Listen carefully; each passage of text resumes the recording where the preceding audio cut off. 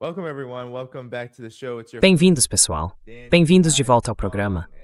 Eu sou seu anfitrião, Danny Haifong, e estou feliz em anunciar que pela primeira vez no programa temos John Elmer, do The Resistance Report, no Electronic Intifada, e o convidado que retorna, Justin Podu, do The Anti-Empire Project.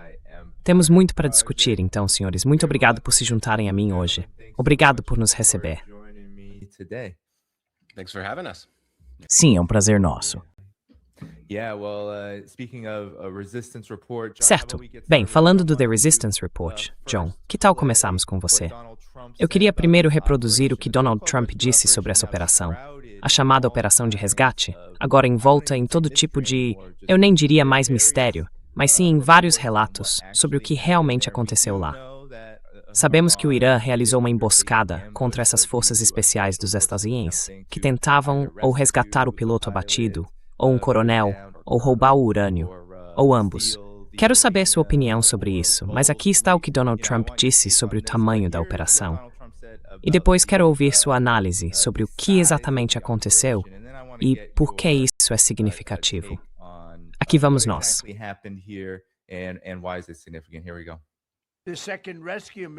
A segunda missão de resgate envolveu 155 aeronaves, incluindo 4 bombardeiros, 64 caças, 48 aviões-tanque de reabastecimento, 13 aeronaves de resgate e mais. Estávamos trazendo todos eles, e grande parte disso era subterfúgio.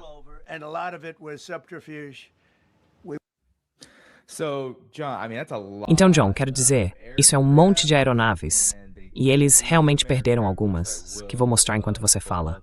Mas, John, o que exatamente aconteceu aqui? Como o Irã respondeu a isso? Qual foi a natureza dessa operação na sua avaliação?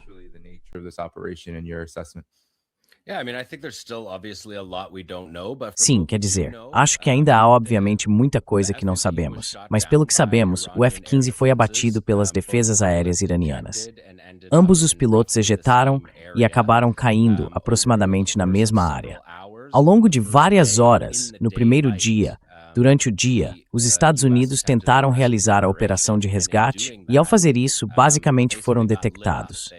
Eles perderam um A-10 Warthog, que fez um pouso forçado no Kuwait, e alguns helicópteros Black Hawk e alguns drones Reaper nessa operação. E fracassaram, McTennessee Sangin.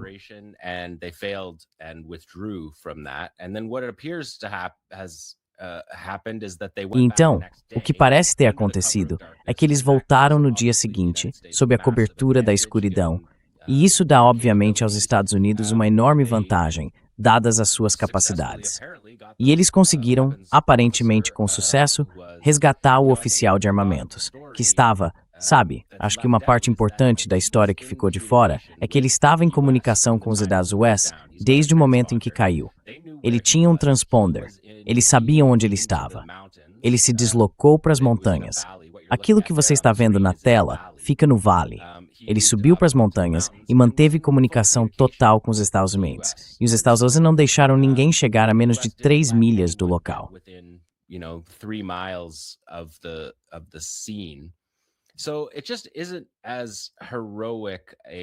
Então não é uma história tão heróica quanto está sendo contada. Os Estados Unidos têm todas as vantagens nessa situação. Quero dizer, mesmo falando apenas das tropas que entram lá, os dois C-130, que eram C-130 de busca e resgate em combate, eles chegam com forças especiais treinadas para esse tipo de operação. O ano todo, na última década, eles têm sido as tropas mais elitizadas e melhor treinadas das Forças Armadas dos Estados Unidos. E eles têm 2 milhões de militares, dos quais podem selecionar para formar essas forças especiais que poderiam ser inseridas nessa missão. Então, dadas todas essas vantagens, o fato de aparentemente terem precisado explodir seus HC-130 antes de partir, explodir os helicópteros antes de partir,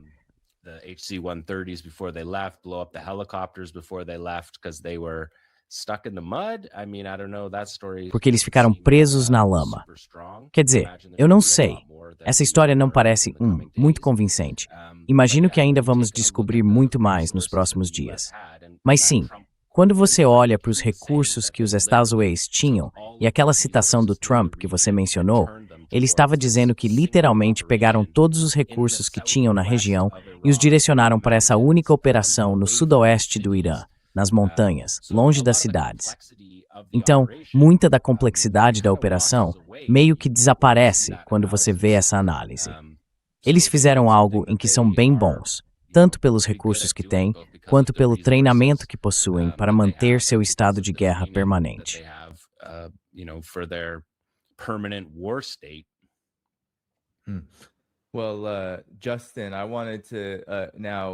Bem, Justin, eu queria... Agora, vamos ouvir a versão iraniana. Na verdade, vou ler porque é o porta-voz militar da Guarda Revolucionária Iraniana dando a versão do Irã sobre o que aconteceu aqui. Vou silenciar o áudio e ler. Então, segundo ele, após os esforços desesperados do exército terrorista dos Estados Unidos para realizar uma operação de resgate do piloto de seu caça abatido, várias aeronaves inimigas entraram em nosso amado país, o Irã. Nas primeiras horas de 5 de abril de 2026, várias dessas aeronaves, incluindo 2 aviões de transporte militar C-130 e 2 helicópteros Black Hawk, foram atingidas e forçadas a fazer pousos de emergência em uma área ao sul de Isfahan. Muita gente tem observado a localização, Isfahan, como possivelmente um ponto de partida para uma operação destinada a fazer o que Trump e o governo vinham planejando: apreender urânio em um local nuclear como Isfahan.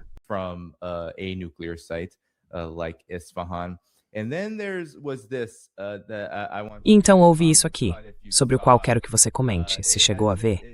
Ainda não foi, acho, confirmado, mas vem da mídia iraniana, com a RT noticiando que alguém chamado Amanda Ryder, com um crachá da Força Aérea dos Estados Unidos, teve sua identificação recuperada dos destroços, e um visto israelense foi encontrado. Espere um segundo, vou abrir aqui. Aqui está. A identificação da oficial da Força Aérea dos Estados Unidos, Amanda Ryder, foi recuperada dos destroços da aeronave após a missão de resgate, e um visto israelense foi encontrado. Então, Justin, seus comentários, o que você acha que está acontecendo aqui? Você sabe, o Irã diz que houve baixas americanas que viram com os próprios olhos, mas os estuês, Trump, Hegseth, vieram a público hoje e disseram: Deus é bom, tudo correu muito bem, tirando o fato de terem explodido a aeronave, como John observou.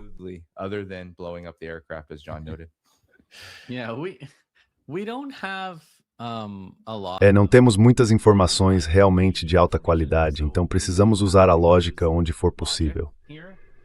Eu simplesmente não vejo como tanta destruição poderia acontecer com aeronaves tripuladas e soldados sem que ninguém morresse, certo? Também precisamos lembrar que, de acordo com fontes americanas, praticamente ninguém jamais morreu lutando contra o Irã. Sempre há feridos, muitos feridos, e depois as pessoas morrem em acidentes posteriormente. Então, neste caso, acho que se houvesse muitas baixas americanas, aquele cemitério de aeronaves que vimos também teria muitos corpos, a menos que os iranianos os tivessem levado.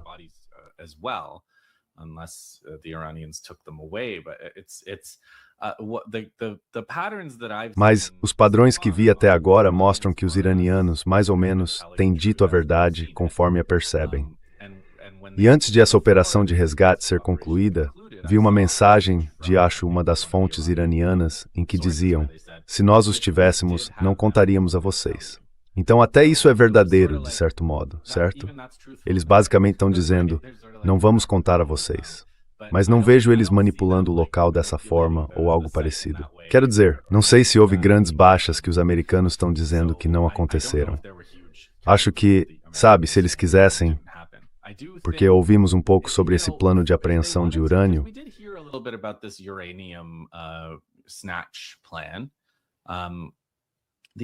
Sim, a ideia, pelo que ouvi, era que eles iam pegar o urânio, construir uma pista de pouso e decolar. Acho que encontraram essa pista perto de Isfahan, então isso resolve o problema da pista. Mas ainda parece uma força grande demais para um resgate e pequena demais para uma operação de captura de urânio. Então acho que talvez eles estivessem apenas tentando construir uma base. Tipo, o primeiro passo de uma guerra terrestre é montar uma base em algum lugar, onde depois você possa começar a carregar toneladas de outros equipamentos e materiais. E talvez eles tenham feito os cálculos, analisado os mapas e dito: aqui tem uma pista, podemos transformá-la em uma base e seguir a partir daqui.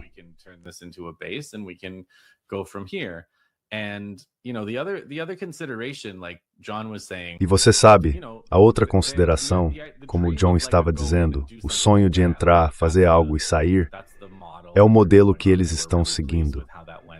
Eles ficaram realmente satisfeitos com o que aconteceu na Venezuela, presumivelmente porque a Venezuela estava se preparando para uma longa guerra de guerrilha contra uma ocupação. E os americanos simplesmente entraram por 20 minutos e saíram, deixando os venezuelanos sem ninguém para realmente combater e sem nada para começar. Então o plano de defesa iraniano é presumivelmente semelhante. Eles têm milhões de homens, pessoas prontas para lutar, conhecem muito bem os americanos, têm muito equipamento, mas também têm uma área gigantesca para defender.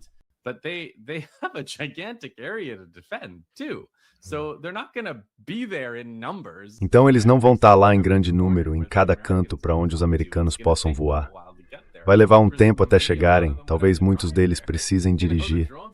Sabe, os drones chegariam primeiro.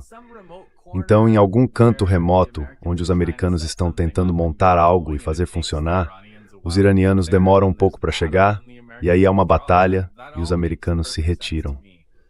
Tudo isso faz total sentido para mim em termos do que aconteceu. Nada dessa história sobre pilotos e resgates, e a Amanda Ryder, é meio forçado, tipo fazer piada com o nome e tal, sabe? Supostamente é uma pessoa de verdade. Eu não sei. Foram os americanos que deixaram isso lá? Não sei. Tudo isso é estranho para mim, tipo recuperar os passaportes recuperados depois do 11 de setembro. Como é que tem um documento de identidade? Por que ela levaria o documento numa missão? Essa é sempre a pergunta. Não entendo. É isso que se faz? Não sei. É.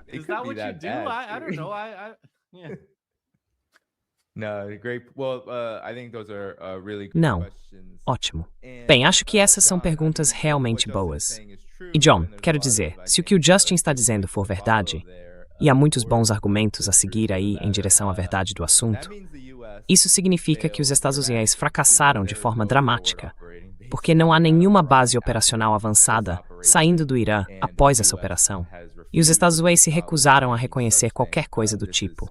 Isso é apenas uma operação heróica para resgatar um cara que, por acaso, era coronel, com o que muitos dizem ser uma patente muito mais alta do que normalmente se veria em uma missão padrão, como a que ele estava.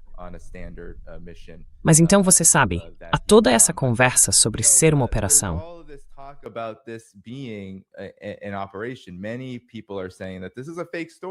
Muitas pessoas estão dizendo que essa é uma história falsa, que na verdade trata-se de roubar o urânio e montar aquela base operacional avançada. Então, John, seus comentários sobre isso, quero dizer, como o Irã em particular, reagiu com tanta força, porque isso está sendo subestimado. O governo Trump está dizendo que eles não fizeram nada lá, mas há vídeos por toda parte mostrando um tiroteio. Dá para ouvir. E o Irã está dizendo, até mesmo em seus pequenos vídeos, que todo mundo estava envolvido. As pessoas estavam parando o trânsito e ajudando as forças locais a chegar ao local. Quero dizer, obviamente, muita coisa aconteceu lá.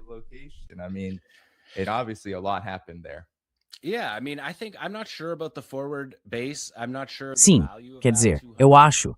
Não tenho certeza sobre a base avançada. Não tenho certeza do valor disso, a 200 quilômetros para o interior. Acho que ela fica do lado errado das montanhas, se Isfahan fosse o alvo. Então não tenho certeza disso em termos da lógica militar, de por que você teria uma linha de suprimento tão longa a partir dali. E isso seria atingido pelos sistemas integrados de defesa aérea que os iranianos operam. Eles os utilizam de forma guerrilheira, montando zonas de emboscada em vez de uma defesa em forma de guarda-chuva. Então, se você tentasse abastecer essa base, estaria seguindo por uma faixa de terra de centenas de quilômetros, onde os iranianos poderiam usar suas táticas de emboscada com mísseis superficiais para defesa aérea. Então, não tenho certeza sobre isso.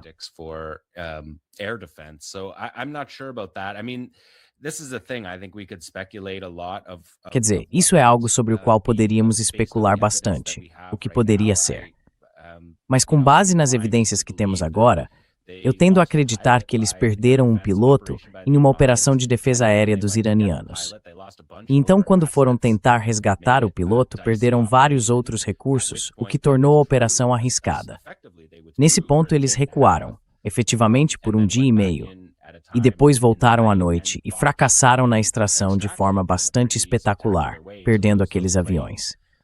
Então, sim, o difícil é a maneira como os Estados Unidos têm lidado com as informações nesta guerra, mentindo sobre coisas que já foram comprovadas e escondendo o fato de que sabemos que essas bases foram atacadas.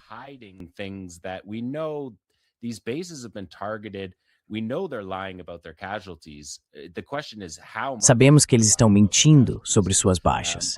A questão é, até que ponto eles estão mentindo sobre suas baixas?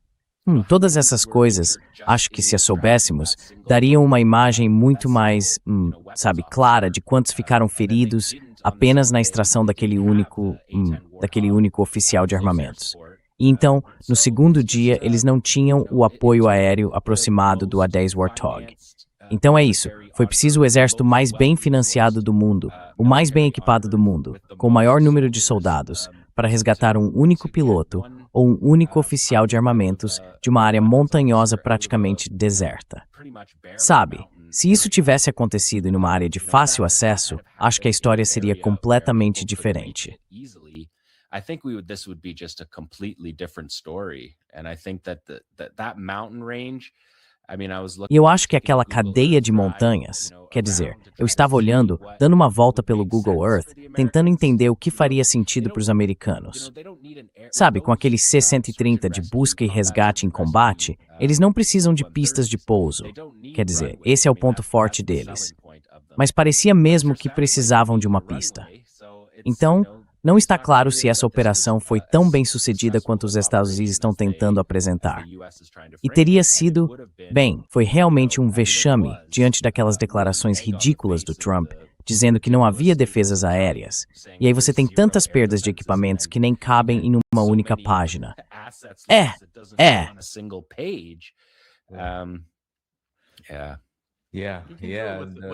Com o infográfico certo, você pode colocá-lo numa única página e garantir que esteja em escala.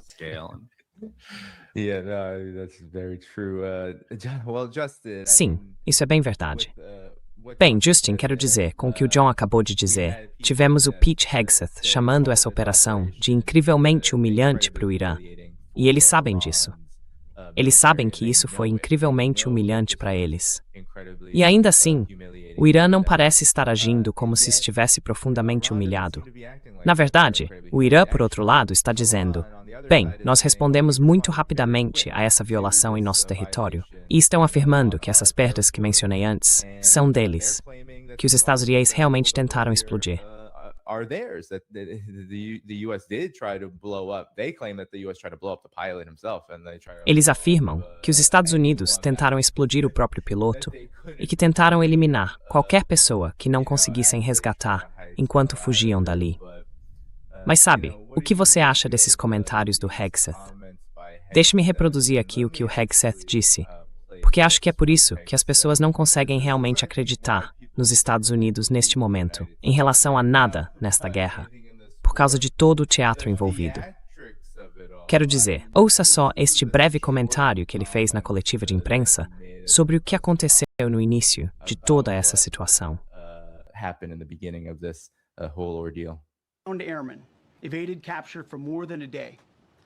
O aviador evitou ser capturado por mais de um dia, escalando cristas acidentadas enquanto era caçado pelo inimigo.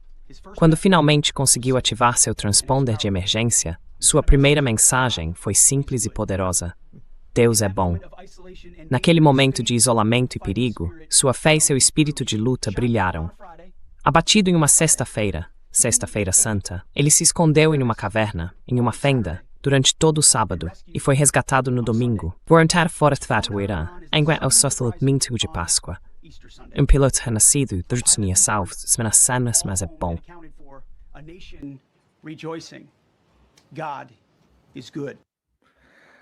Então é uma profecia bíblica. Tudo o que acabou de acontecer aqui está de acordo com... Sabe, considerando que Trump disse, louvado seja Alá, Eu teria pensado que Hegseth poderia ter dito Deus é grande em vez de Deus é bom, certo? Tenho certeza de que o piloto Wayne estava dizendo isso. Com certeza.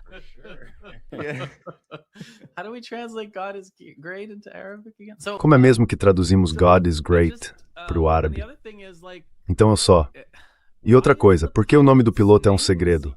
Não seria legal fazer uma cerimônia com o piloto, sabe, na Casa Branca, talvez com a família dele?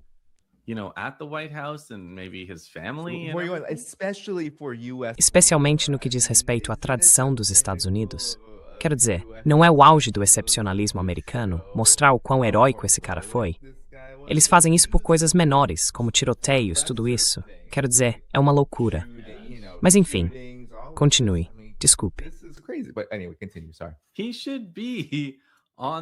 Ele deveria estar nesta reunião. Acho injusto que ele não possa estar nesta reunião, esse bravo coronel. E também sinto que, como é que se chama, os detetives da internet deveriam conseguir, por eliminação, descobrir quem ele era. Quero dizer, coronéis não são... Ele não é como um agente secreto, certo? Ele é um coronel do exército, um fuzileiro naval, algo assim. Quantos coronéis existem? Há milhares de coronéis em serviço. Eu só acho que isso... Tipo, não sei se as pessoas estão dizendo que é porque ele está morto. Não sei se realmente existiu um coronel. Não sei. Não sei se há algum motivo.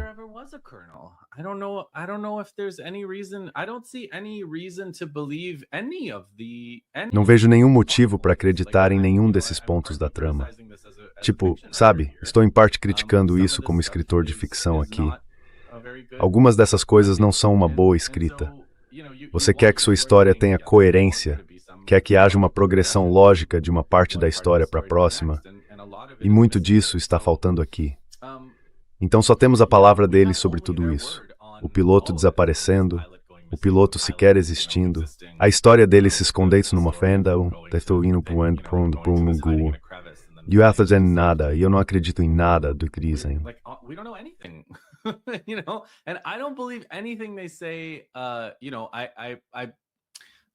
Sabe, o que eu estou procurando são fontes iranianas, e elas não estão dizendo muita coisa. Então é difícil saber também, porque mesmo aquelas que afirmam saber, tipo, eu vi autoridades dizendo que toda a história vai ser revelada, não dizem aqui está a história, só dizem vamos ver. Todos estão dizendo que não foi um resgate. Então as fontes iranianas que eu vi estão todas dizendo que não foi um resgate. Foi algo muito maior e será revelado no devido tempo. As únicas fontes confiáveis, ou as únicas que disseram algo que Ferntreville com informação precisa, não estão explicando o que aconteceu. E a gente deve tomar cuidado com o que deseja, porque esse cara pode acabar ganhando um filme. Tudo bem, ele pode ter um filme.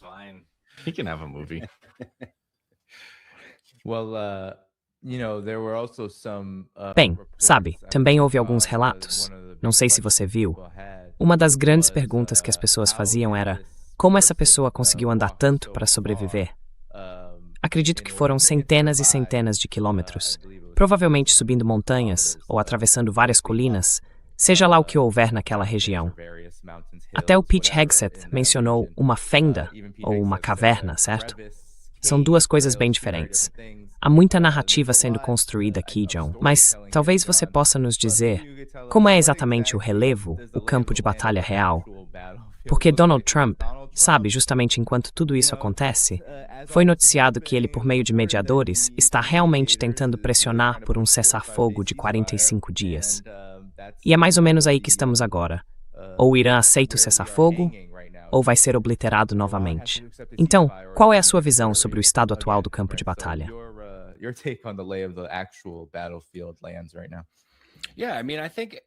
Sim, quer dizer, acho que os locais que vimos pegando fogo, obviamente os locais de pelo menos uma parte significativa disso, parecem ter caído num vale, em um wadi, com uma encosta de montanha ali.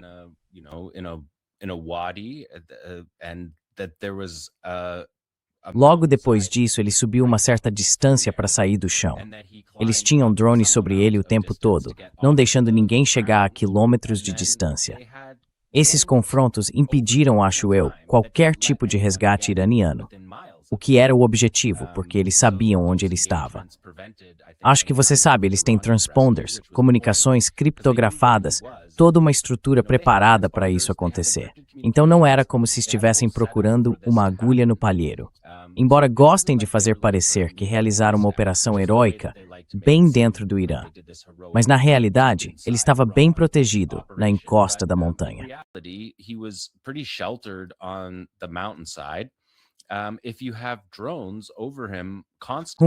Se você tem drones sobre ele o tempo todo, atirando em qualquer um que se aproxime, acho que o heroísmo nessa história eu simplesmente não vejo. Não vejo por causa das evidências que vimos até agora. A tentativa de capturá-lo no primeiro dia, ou talvez seja ela de capturá-la no primeiro dia, fracassou de forma bastante espetacular. Trump diz que todos os recursos aéreos que eles tinham foram desviados da batalha e concentrados no resgate dessa pessoa. E com isso, os sistemas de defesa aérea iranianos conseguiram derrubar basicamente um de cada tipo de avião que os americanos vão usar até então.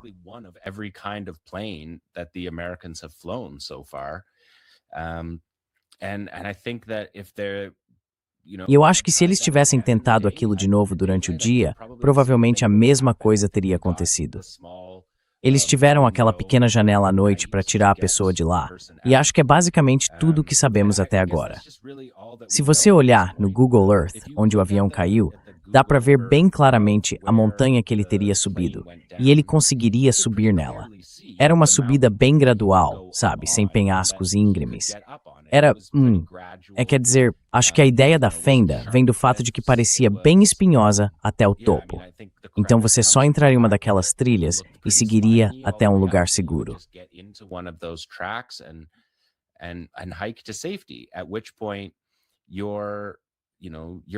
Nesse ponto, o pessoal está se comunicando com você, dizendo que você será resgatado e que as pessoas não vão subir até onde você está.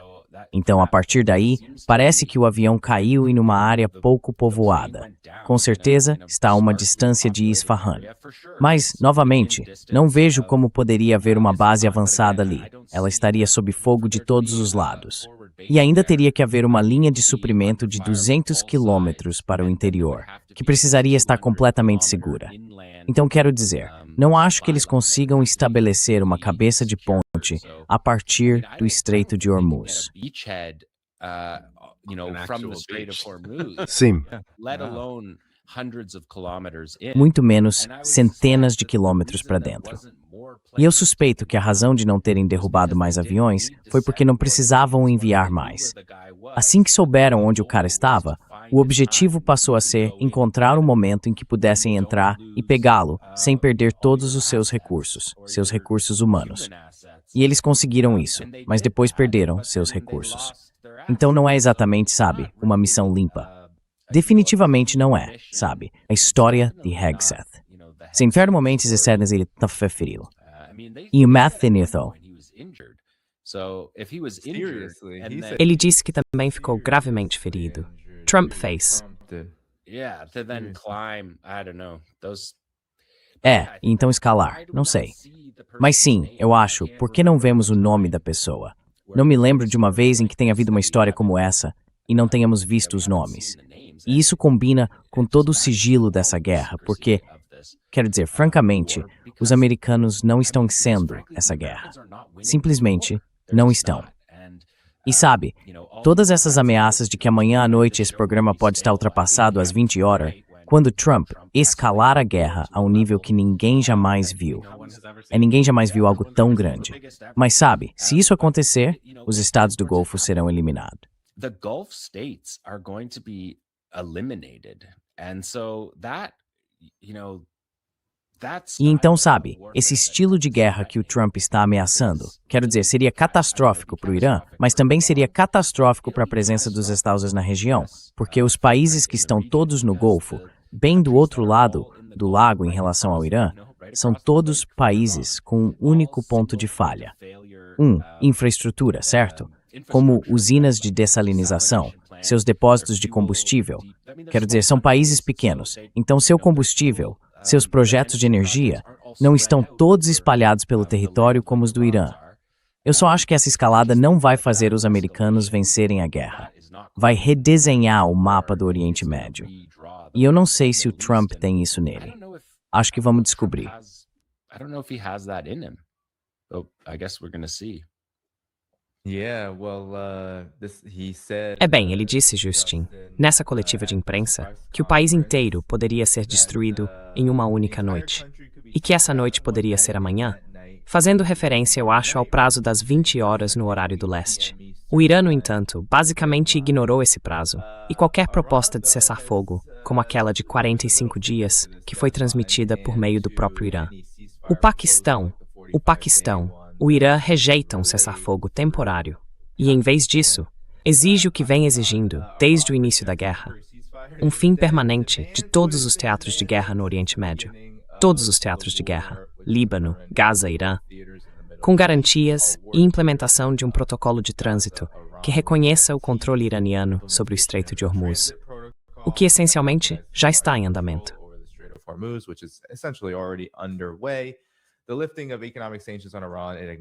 O levantamento das sanções econômicas contra o Irã, o reconhecimento de seu direito de enriquecer urânio pacificamente sob o TNP e a Carta da ONU, e o pagamento de reparações por danos. Assim, não parece que o Irã está capitulando aqui, Justin. O que isso diz sobre o Irã, então, e sobre o estágio em que essa guerra se encontra? Parece que Trump, o chefe de gabinete Pete Hegseth e John Ratcliffe estavam tentando demonstrar muita confiança de que as coisas estão indo muito bem no momento. Mas talvez você possa nos ajudar a entender o que isso nos mostra, que o Irã está rejeitando o cessar-fogo, apesar dessas ameaças enormes.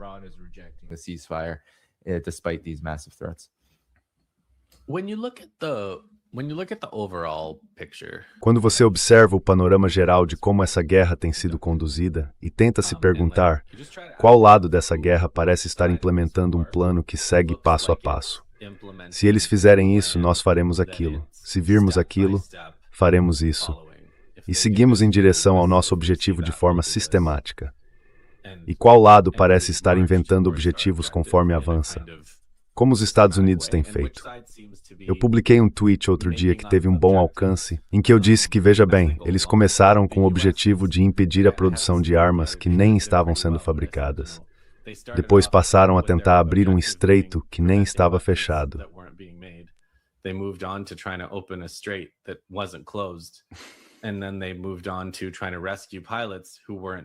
Então eles passaram a tentar resgatar pilotos que não estavam desaparecidos até depois da operação. Então eles continuam passando de um plano para outro. Eu não... Sabe, mesmo que você aceite a palavra deles sobre o quão maravilhosa, lendária e sem precedentes foi essa operação de resgate, ainda assim foi uma operação de resgate. Portanto, presumivelmente, se você está fazendo uma operação de resgate, algo já aconteceu que você não queria que acontecesse em primeiro lugar. A capacidade de escalada do Irã foi, sabe, para quem está prestando atenção, incluindo os americanos, demonstrada de forma definitiva.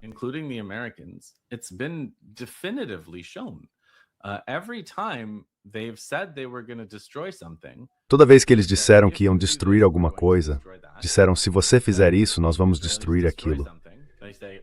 Então os israelenses destroem algo e eles dizem: certo, você destruiu isso. Nós dissemos que íamos destruir aquilo. Amanhã nós vamos destruir aquilo.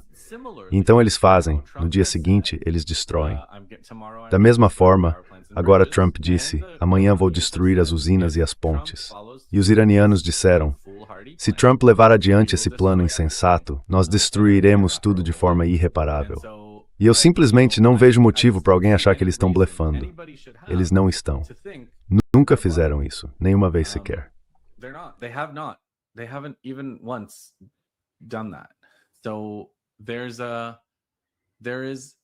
Então, agora a última coisa que direi sobre isso é que, se você pegar, como o John estava dizendo, ele tem essa expressão, a infraestrutura de ponto único de falha.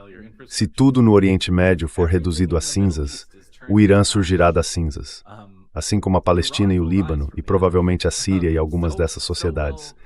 Mas os estados do Golfo não. Os estados do Golfo, sabe, não são sociedades, são parques temáticos, certo? Alguém, vi isso online, disse: se as pessoas que trabalham em um lugar não podem se dar ao luxo de viver nesse lugar, você não tem uma cidade, você tem um parque temático. E dados do Golfo. E os estados do Golfo são parques temáticos. Eles não ressurgirão das cinzas.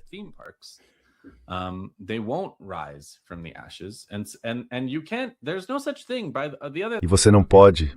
Isso nem existe, aliás.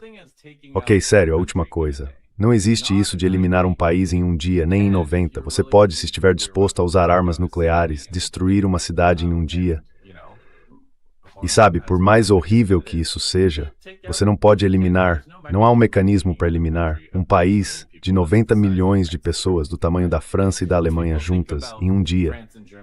Se as pessoas pensarem na França e na Alemanha juntas, ou em algum contexto que conheçam um pouco melhor, vão perceber que não há como. Talvez você pudesse destruir o planeta inteiro. É um problema dessa magnitude. Então, mais uma vez, Trump não sabe do que está falando. É isso. Quer dizer, só para reforçar isso, o Golfo seria completamente destruído. E não é difícil de fazer, porque o Golfo é basicamente um conjunto de cidades, certo? Eles não têm interior. Eles não têm montanhas onde enterraram suas cidades de mísseis, nem qualquer resiliência. Ou a usina de dessalinização deles. Tipo, se essa usina for destruída e você ficar sem água, não precisa ser um geólogo especializado em água. Ou seja, lá quem forem os cientistas de foguetes da geologia da água, para te dizer que você não vai durar muito no Oriente Médio se suas usinas de dessalinização forem embora. E essas têm sido alvos. Dizem que são alvos. E toda vez que o Irã diz que vai atacar uma, ele ataca. E toda vez que os Estados Unidos tentam alcançar uma dominância de escalada, na verdade só fortalecem a posição do Irã neste ponto. E agora, 38 dias após o início da guerra, o Irã está no processo de derrubar o regime de sanções, recuperar sua moeda por meio do pedágio do Estreito de Hormuz e fazer com que seus aliados, os países ao seu redor, em sua vizinhança, tenham mais vontade de encerrar esta guerra do que de continuar dizendo: precisamos dar o retorno Dini.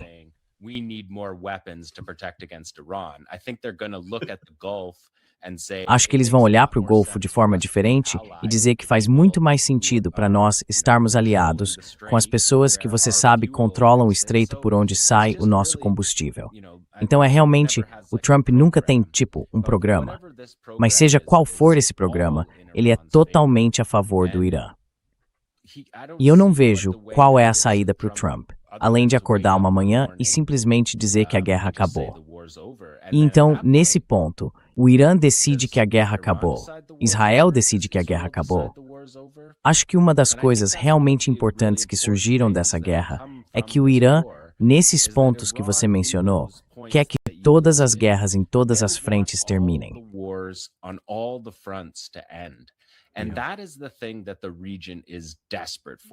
E é exatamente isso que a região tanto precisa, porque o cessar-fogo em Gaza é uma farsa. É apenas uma licença para matar, e tem sido assim de forma constante. Se isso continuar em Gaza, onde se pode simplesmente assassinar qualquer figura como Qasem ou qualquer autoridade a qualquer momento, isso não pode prosseguir. Essa também era a situação no Líbano, porque lá também havia um cessar-fogo fajuto que permitia a Israel assassinar todos. Se o Irã conseguir impor cessar-fogos na Palestina e no Líbano, a força desse eixo de resistência, dessa aliança que nos últimos 3 anos foi colocada em dúvida, não deixa absolutamente nenhuma incerteza nessas circunstâncias.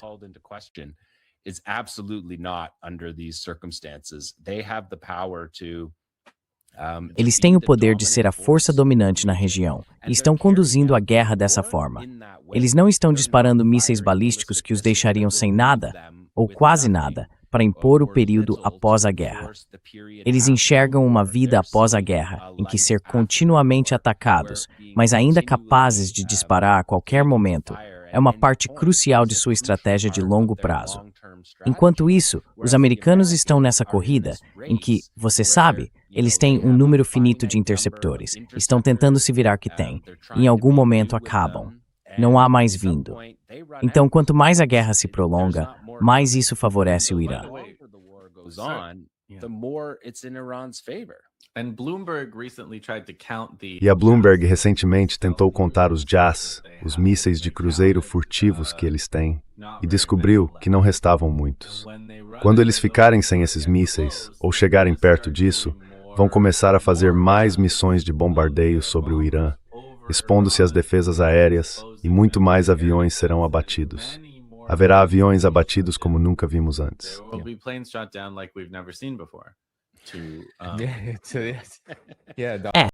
Donald Trump pode ter dificuldade em se conter.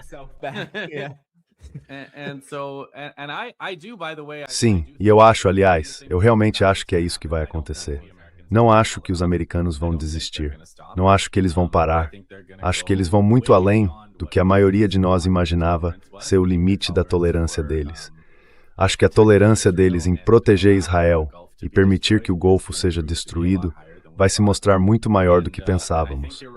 E acho que o Irã gostaria que fosse diferente. Mas também acredito que o Irã está preparado para essa possibilidade. E acho que, como você colocou, John, acho que o Irã quer herdar o que restar da região como o legítimo hegemon da região.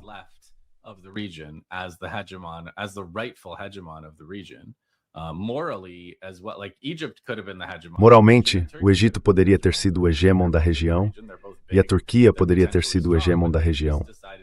Ambos estão na região, ambos são grandes, potencialmente fortes, mas simplesmente decidiram entregar sua soberania aos Estados Unidos e a Israel. Então isso fica a cargo do Irã. E o Irã não quer destruir tudo. Não quer. Por que faria isso? Eles vão comandar o lugar depois. E é por isso acredito que existe a contenção, na medida em que existe, que temos visto. Mas uma vez que o bridge, como ele chama, dia da ponte, uma vez que o dia da ponte e o dia da usina chegarem, não haverá mais motivo para o Irã não responder na mesma moeda.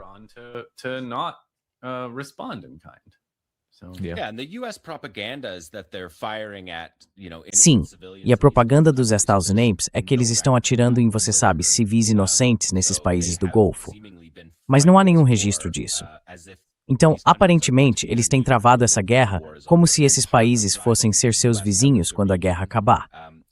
E parte de expulsar os Estados Unidos da região é se aliar a esses países. Então, mas quando você está destruindo, sabe, a nação iraniana e usando esses países para fazer isso, especialmente se eles estiverem ficando sem mísseis de cruzeiro aéreos de longo alcance, eles vão lançar seus ataques MS e suas munições de ataque de precisão a partir desses países do Golfo. Eu acho que todas as apostas estão canceladas.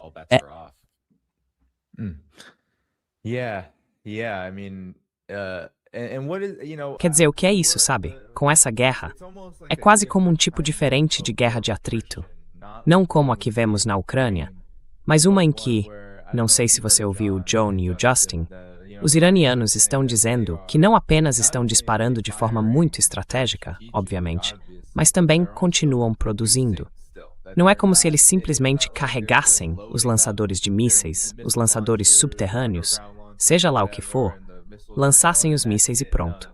Não, eles realmente têm um sistema de produção que ainda está funcionando, principalmente subterrâneo, que os Estados Unidos não conseguem atingir. E que o New York Times até disse que os Estados Unidos não conseguem atingir, porque acham que estão confundindo iscas com sistemas de mísseis reais.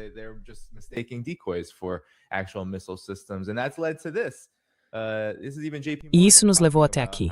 Até o JP Morgan está comentando sobre como, especialmente contra Israel, a taxa de acerto que o Irã está obtendo em relação a Israel aumentou drasticamente. Agora estamos ouvindo algo como 8 em cada 10 mísseis que o Irã dispara contra Israel estão conseguindo passar. Todos os dias vemos os resultados e eu vou mostrar isso. Quem quiser comentar sobre isso, quero dizer, parece indicar que o Irã está tentando fazer é seguir em frente, a longo prazo, para conseguir exatamente o que quer. Independentemente do que os Estados Unidos digam ou façam, eles estão preparados para igualar isso.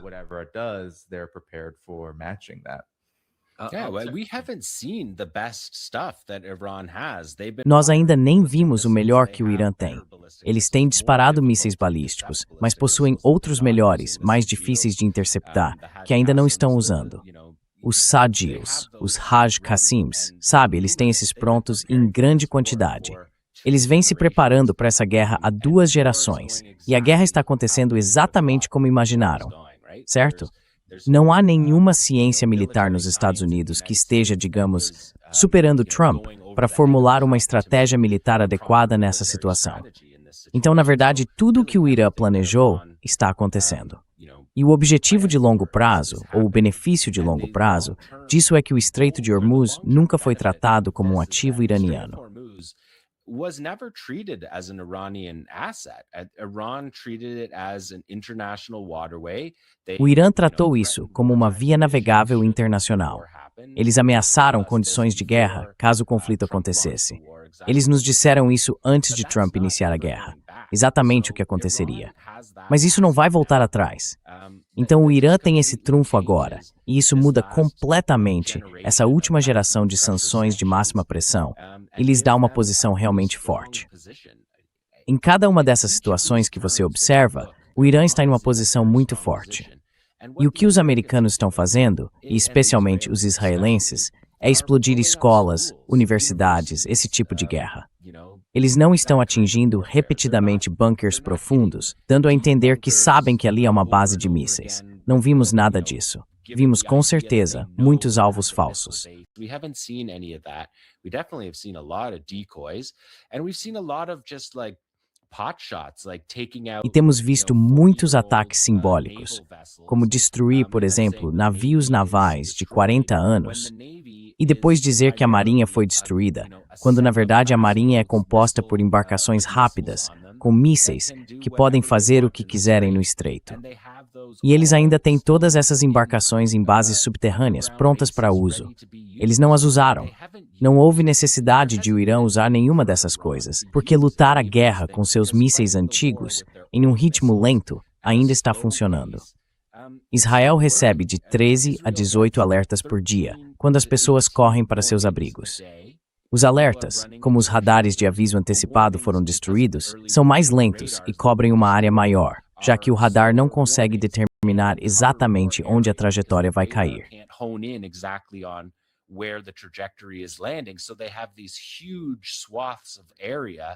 Então, eles têm agora essas enormes faixas de área sob sirenes que antes não existiam.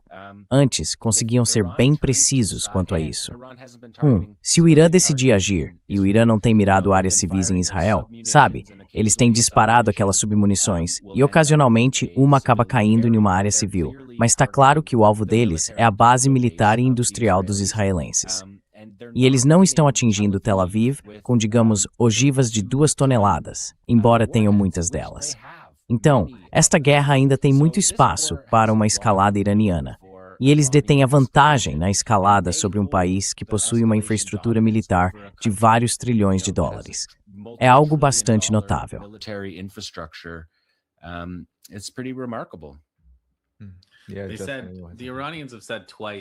Eles disseram que os iranianos já disseram 2 vezes, sabe? Não se preocupem em tentar contar porque a nossa produção, vocês não podem tocar, está fora do alcance de vocês. E vocês nunca saberão, mas temos de sobra. Outra coisa, sabe, tem um podcast em que eu participei, Resistance is Fertile, e um dos apresentadores é do Reino Unido. Se você acessar indie.ca, lá estão os textos dele. E ele disse que, sabe, a maneira como os americanos falam sobre os iranianos ficarem sem mísseis é como ir a uma padaria no fim do dia e dizer que não há mais pão.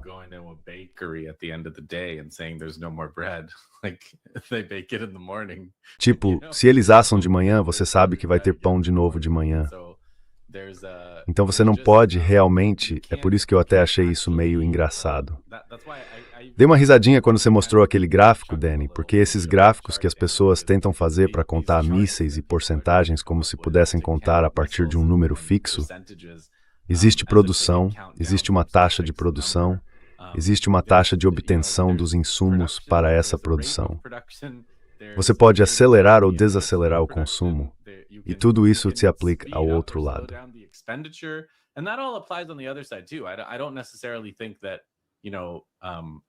Eu não acho necessariamente que os americanos ou os israelenses vão ficar sem nada.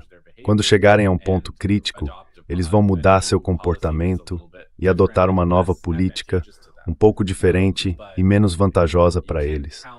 Mas você não pode contar, não pode observar e depois criar uma estratégia para superar o outro lado em números. Não é assim que essa guerra vai ser decidida. No fim das contas, essa guerra vai ser decidida pelo Irã. Vai ser decidida pelo Irã. E o Irã é quem vai decidir quando ela termina e quando suas condições forem atendidas.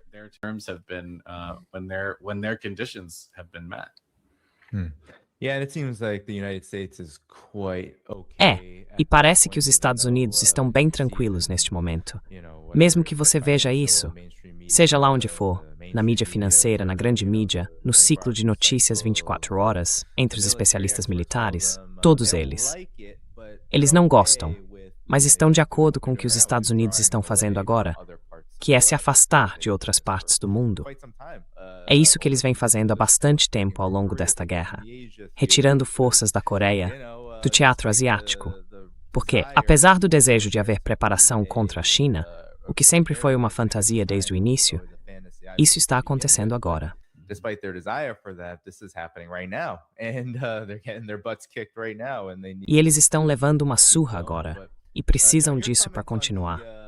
John, seus comentários sobre isso, porque muita gente está observando o que o Justin mencionou ali, e o ponto anterior dele sobre os JASSM. Nós sabemos sobre os interceptores de defesa aérea, mas me parece que as consequências econômicas dessa guerra podem chegar muito mais rápido do que até mesmo as consequências militares para os Estados Unidos e Israel, e para a região e o Golfo.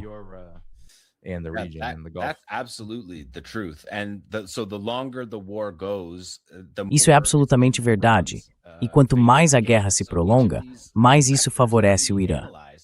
Então, em cada um desses vetores que analisamos, é o Irã todas as vezes. Porque uma vez que há uma certa quantidade de petróleo no sistema, mas isso começa a secar, e devido ao fechamento de grandes projetos petrolíferos, leva tempo para reativá-los.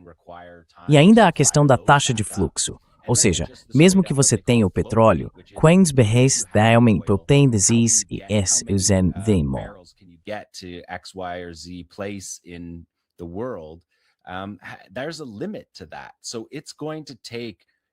Há um limite para isso. Mesmo que a guerra tivesse terminado ontem, levaria meses para reparar os danos. E cada dia que ela continua é mais um benefício para o Irã e também mais um fator de dissuasão para esse, exército israelense e americano que está do lado deles. Essas guerras, se você vai começar essas guerras genocidas, vão impactar imediatamente a economia mundial. Isso representa um avanço tão grande no poder iraniano, na civilização. Levat Glade Ermlismans Thatsinyu, Thamudayatwari. Civilization. It takes them from, the 3 weeks before the war. Essencialmente aniquilados. Até agora, no meio da guerra, a moeda deles se recuperou. A The Economist está escrevendo sobre como essa guerra os tornou tão ricos. É só que, sim, como eu disse, cada vetor não está no interesse americano. E continuar escalando contra um país que tem domínio de escalada sobre você? Porque eles podem lançar mísseis de qualquer lugar do país. Os americanos podem sair bombardeando todas as pontes e usinas de energia, mas isso não vai fazer nada para impedir o lançamento de mísseis balísticos de curto alcance contra o Golfo e a infraestrutura do Golfo. Sabe, quando estávamos falando sobre armas, eles nem sequer trouxeram seus drones melhores ainda. Eles têm drones muito melhores, os Shahed 236, que poderiam usar, mas ainda não usaram de verdade.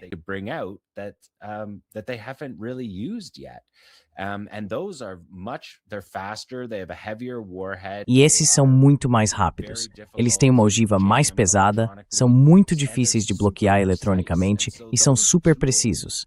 Então, quando essas ferramentas saem da caixa de ferramentas, quando se supõe que você está ficando sem recursos e começa a usar drones de calibre mais alto, material para lutar a batalha, é simplesmente, sim, quero dizer, é notável. E o Irã tinha isso, sabe? Meio que guardado ali durante todas as fases geopolíticas que atravessamos nos últimos anos.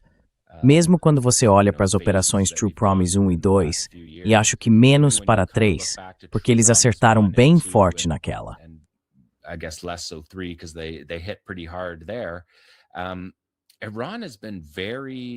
O Irã tem sido muito... Bem, você sabe, eles não têm sido arrogantes em relação a isso. Eles levaram o tempo deles. foram muito cautelosos e agora que o momento chegou, parecem prontos para aproveitá-lo. E acho que isso é algo que se ouve dos porta-vozes iranianos e do clima geral dentro das Forças Armadas do Irã. Que eles vão aproveitar este momento, não vão deixá-lo passar. Com impactos regionais, você sabe, meu trabalho principal é cobrir a Palestina e cobrir Gaza. E a forma como aquela guerra terminou é horrível. O genocídio ainda continua. E o fato de que os atos de resistência possam se manifestar neste momento e lutar, aproveitar a oportunidade para impor um cessar-fogo, é o mesmo para o Líbano também. É uma guerra genocida no sul do Líbano, movida por limpeza étnica e pelo ataque a pessoas por causa de sua raça e nacionalidade. É então.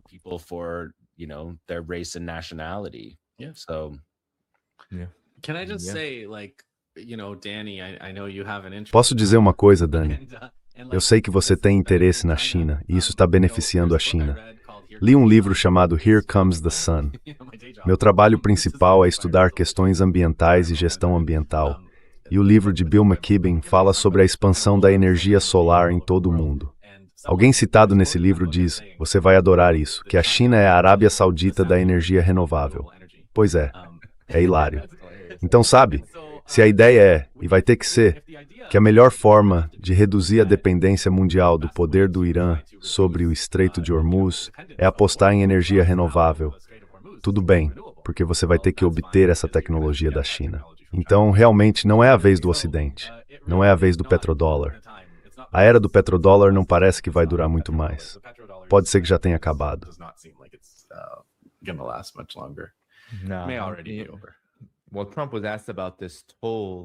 Bem, Trump também foi questionado sobre esse pedágio, e ele simplesmente redirecionou, dizendo algo como: nós é que vamos cobrar o pedágio porque estamos vencendo.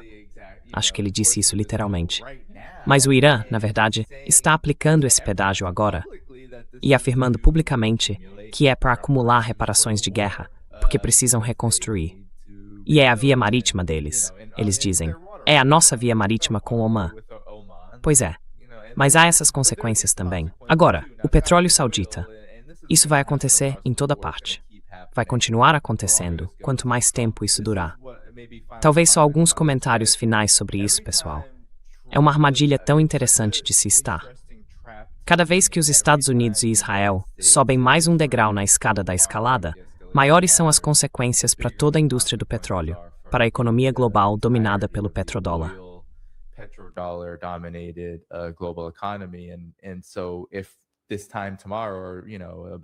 Então, se daqui a 24 ou 36 horas eles estiverem atacando todas as usinas de energia que puderem, o máximo de campos de petróleo possível, continuaremos vendo isso acontecer. O petróleo saudita, o petróleo de todos, todo o mercado de petróleo, vai atingir níveis astronômicos. E esse é, acho, meu comentário final. Como isso influencia o campo de batalha? Especialmente porque há algo ainda maior que as pessoas não percebem, e que, John, você mencionou, há todo um movimento de resistência em plena ação. E o Irã e os demais não pretendem recuar, até conseguirem o que querem, o que acreditam ser justo.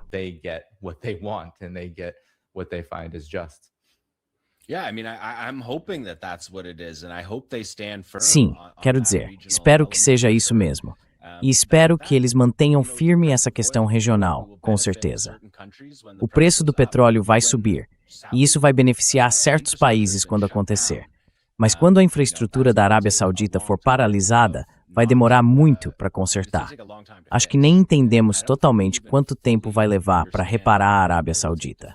E isso é algo que será sentido em todos os lares, provavelmente no mundo todo.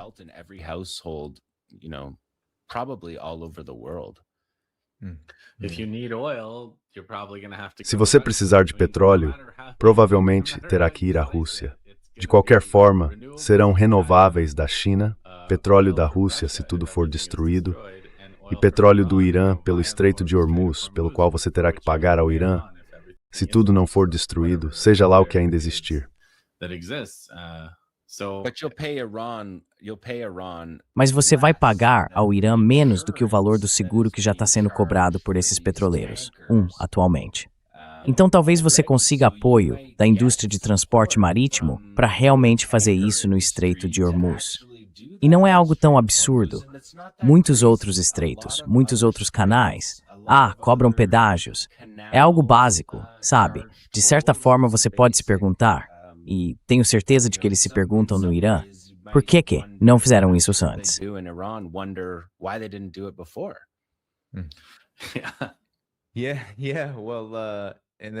É bem, Donald Trump discordaria de vocês dois. Ele diria, todo mundo vai comprar petróleo de nós, o que na verdade não é o caso. Mas é essa colina na qual os Estados Unidos, a hegemonia do império, estão morrendo agora. A crença de Trump de que todo mundo vai querer se transformar em, você sabe, ser uma Venezuela, por exemplo. E então você descobre que muito do petróleo venezuelano está indo para a China, e que esse suposto controle talvez não seja tão firme assim.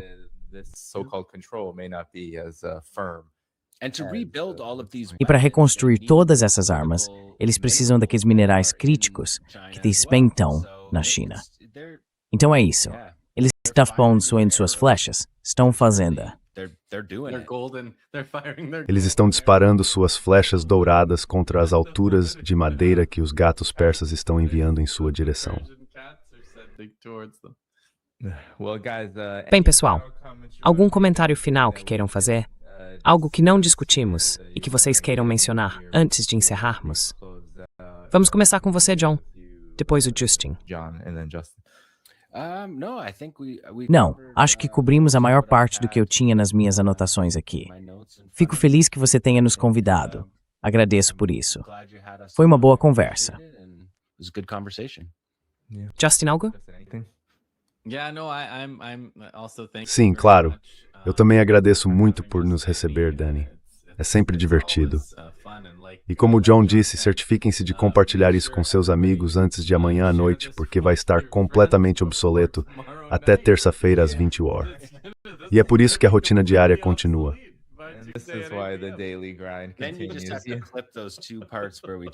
Então você só precisa cortar aquelas duas partes em que falamos sobre o Golfo. Exatamente. Bem, pessoal, não deixem de ir até a descrição. Lá vocês podem encontrar o canal do Anti-Empire Project no YouTube, assim como o Resistance Report no Electronic Intifada. É lá que vocês podem encontrar o trabalho deles. Estou esquecendo de alguma coisa?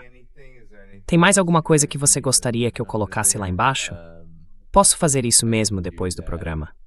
Então, vão até a descrição do vídeo, encontrem eles lá, e claro, cliquem no botão de curtir. Isso ajuda o programa a continuar depois que terminar. Como o John disse, as coisas estão acontecendo muito rápido por aqui.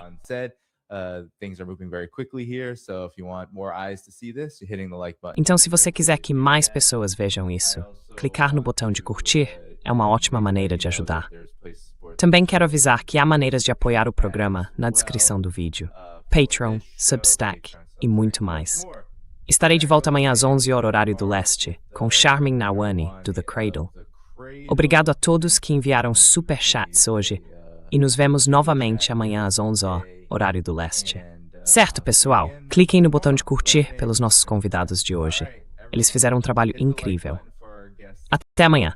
E obrigado por nos acompanhar. And see you tomorrow. Thanks for having us.